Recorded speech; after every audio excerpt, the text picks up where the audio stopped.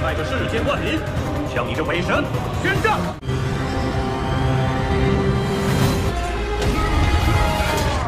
天道封魔镜。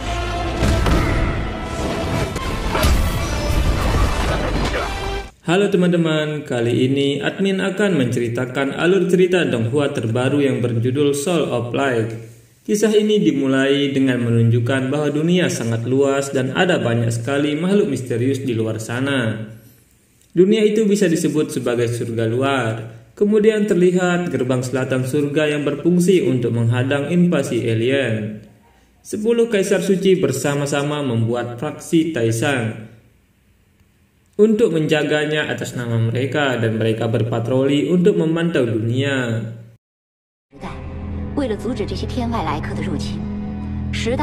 Setelah itu ada seorang pria yang bertanya pada wanita yang bernama Meng Bingyun. Bingyun mengatakan jika dirinya telah melihat jutaan kali masa depan.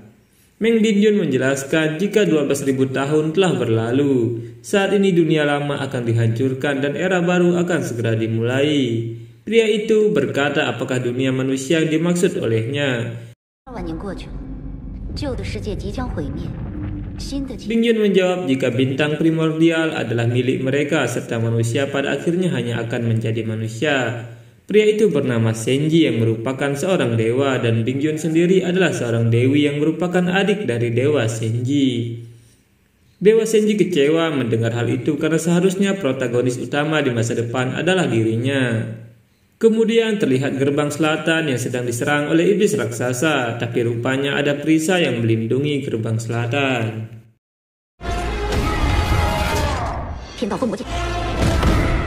Mengetahui itu, Dewi Bingyun langsung turun tangan untuk menghadapi iblis raksasa itu. Iblis kera yang menyerang itu sangat mirip dengan Raja Iblis yang bernama Kong. Dan iblis kera itu bisa dengan mudah keluar dari segel yang telah dibuat oleh Bingyun.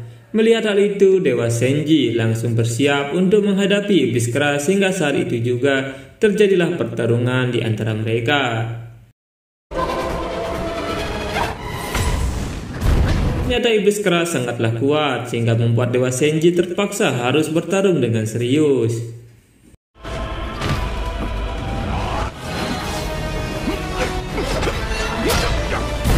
Dewa Senji mengeluarkan kekuatan tertingginya di mana serangan itu ternyata berhasil membuat iblis kera menjadi patung.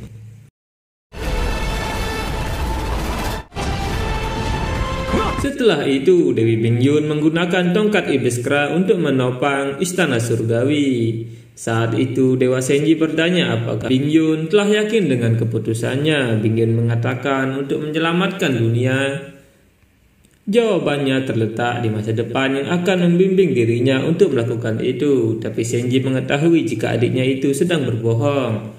Karena menurutnya Bingyun ingin menikah dengan pria bernama Hong Quanji, dan sepertinya anak mereka juga akan memiliki masa depan yang cukup besar. Mengetahui hal itu, Bingyun segera mengambil gulungan miliknya dan dia bertanya bagaimana kakaknya bisa masuk dengan mudah ke kamarnya. Karena mereka saling tarik-menarik, gulungan itu akhirnya robek menjadi 2.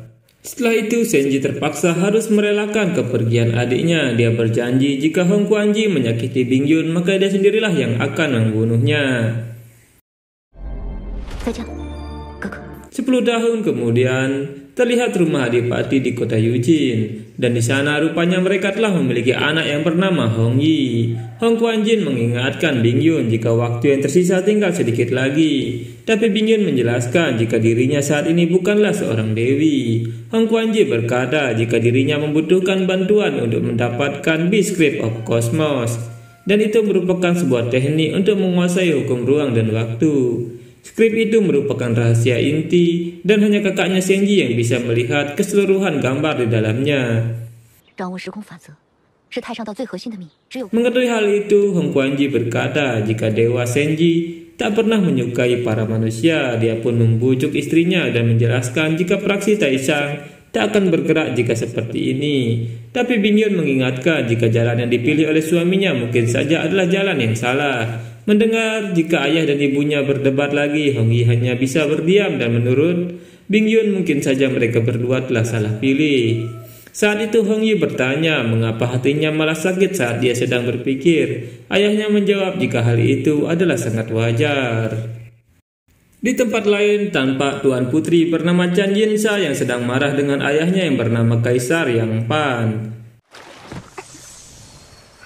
Saat itu Hong Yi bertanya pada ibunya tentang alam semesta. Tiba-tiba saja dari balik tembok Chan Yinsa mendengar hal itu dan dia bertanya-tanya siapakah yang mengetahui tentang misteri alam. Di istana Qian Yuan, Kaisar Yang Pan mendapatkan laporan dari Hong Kuanji. Rupanya bahwa Bing Yun masih tidak setuju dengan rencananya.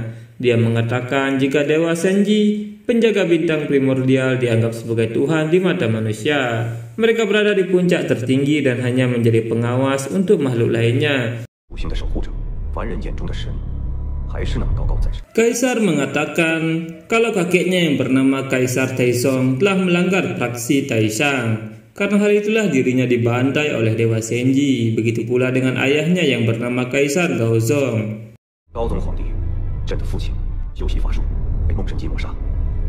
Dan menurutnya kekuatan adalah kebenaran terbesar. Setelah itu mereka sudah pergi menggunakan sebuah portal. Saat itu Bing Yun menyadari ada yang mengawasinya dan dia menguji kekuatan bocah perempuan yang sedang mengawasinya. Chan Yinsa kemudian meminta maaf karena telah menguping pembicaraan mereka. Di tempat lain, Kaisar sedang mempersiapkan kapal terbesar untuk melakukan pertempuran. Bahkan katanya kapal itu bisa membawa mereka ke dunia lain. Tapi meskipun begitu, mereka masih belum mempunyai grafik navigasi yang merupakan Bispeed of Cosmos. Hong Kuanji berjanji jika dia akan mendapatkan gulungan itu dan memberikannya kepada Kaisar Yang. Karena Chan Yinsa memiliki banyak pertanyaan, Bing Yun akhirnya memperlihatkan masa depan kepadanya. Setelah itu Bing Yun juga menyuruh Hong Yi untuk berkenalan dengan Chan Yinsa. Di istana, Kaisar Yang mengajak kerajaan abadi untuk bekerjasama melawan Dewa Senji. Kaisar menjelaskan jika dirinya hanya menginginkan Bispeed of Cosmos dan kerajaan abadi bisa mengambil semuanya. Kemudian terlihat seorang wanita bernama Zhao Wan'er dari praksi Daluo yang bertemu seorang kaisar dari praksi Pangxian bernama Qiao Anran. Qiao Anran sangat kesal karena praksi Taishang seringkali menindasnya. Di samping itu, Zhao Wan'er sedang bermusuhan dengan Bing Yun dikarenakan dirinya telah menyukai Hong Kuanji. Di malam harinya, Hong Yi sedang bertanya pada ibunya. Tapi tiba-tiba saja Zhao Wan'er tiba dan menjawab jika hal yang lebih besar daripada akal adalah alasan yang bagus. Kedatangannya ke festival malam hari rupanya untuk membawa beberapa hadiah untuk Hong Yi. Zhao Wan'er juga memberitahu jika Qiao dari Paksian ingin bertemu dengan Bing Yun di taman belakang.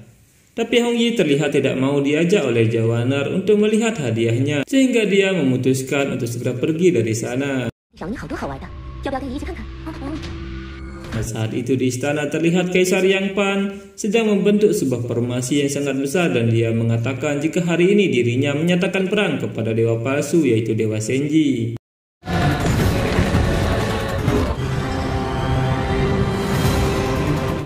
Mengetahui Kaisar, para manusia menyatakan perang padanya. Dewa Senji mulai bersiap untuk membunuh Kaisar Yang Pan seperti para pendahulunya.